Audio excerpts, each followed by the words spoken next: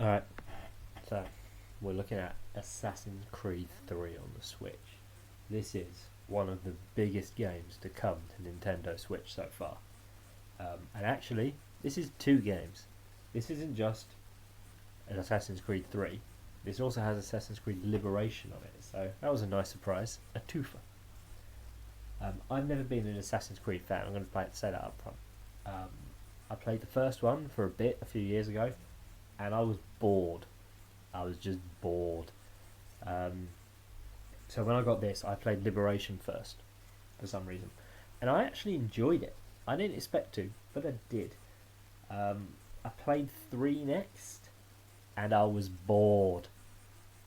It's just too much cutscenes and following instructions, and you spend ages running around a forest hunting, which is just dull. And I was riding between areas, and it took forever on this horse, and there was very little to kill, and I was bored. You know, Liberation is much more open play. You're in a town, there's always something to kill and fight, and when you move to other areas, it's done off screen. You get on a boat, and then suddenly you're in the other area. I just don't have the patience to sit through loads of cutscenes, walking around areas. You know, I want action. That's why I bought a game, not a film. And actually, the other thing that annoyed me about 3 was the amount of time you're stuck in a boat for. But also, at some point, you have to steer the boat, and it's just you riding a really slow boat around a harbour, trying not to hit a couple of islands, and it's boring. I didn't buy Assassin's Creed, or in my case, rent it, to drive a boat. I bought it to assassinate people.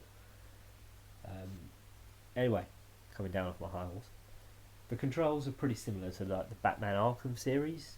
You know, you got kind of the parkour running and the jumping, you counter attack in fights, and actually Assassin's Creed even has a detective mode, which seems strange, but it does.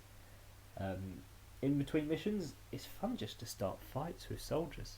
The same Liberation particularly, as just running around starting fights all the time for no real reason.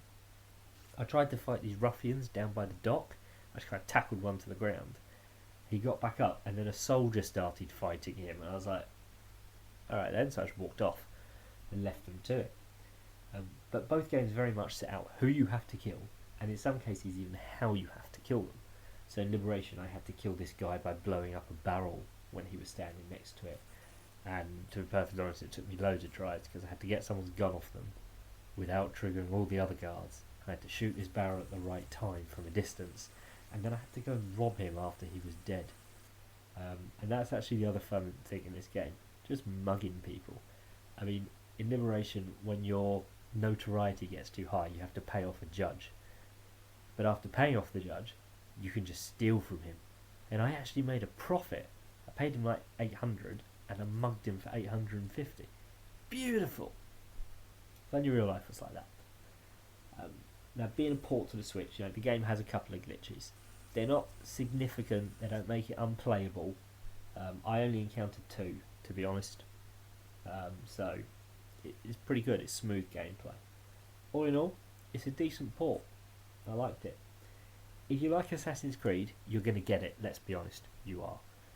If you didn't like Assassin's Creed originally, you still might enjoy it. You know, especially Liberation. 3 you might not. Liberation I think you might enjoy. For £25 as well, it's a good price for a major game like this on the Switch. You're getting it for a good price now. Now that they've released, was it Rebels or something, Assassin's Creed on the Switch. 3's come down in price, so yeah, it might be worth a pump.